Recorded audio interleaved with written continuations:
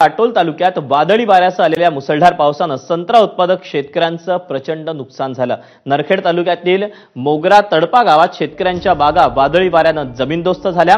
आंब्याची झाडं देखील वाऱ्यामुळे उन्मळून पडली तर घरांवरचे पत्रेही उडाले।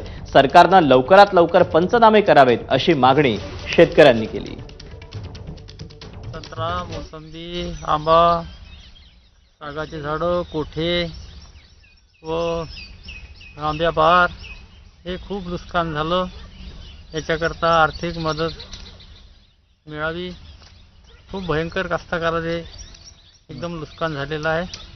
गावातील जनावरांचे गोठे आणि घरावरील पत्राळे आणि गावातील झाडी झुडपं, विजेचे तारे आणि शेतातील नुकसान म्हणजे संत्रा मोसंबीचे झाडे पडले आहे आणि इतरत्र आंब्याचे झाडे म्हणा, अजून जे काही फळाची झाडे आहेत, संत्रा मोसंबीचे फार मोठे नुकसान झाले आहे। फळगळ झालेली आहे।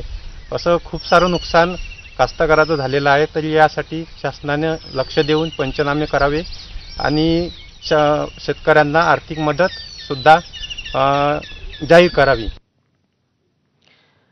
पावसामुळे अकोल्यातील तेल्हारा तालुक्यातही मोठं नुकसान झालं। पावसामुळे हातातोंडाशी आलेलं ज्वारीचं पीक हे हिरावलं गेलं। पावसामुळे काळवंडलेल्या ज्वारीला अक्षरशः कोंब फुटलेत।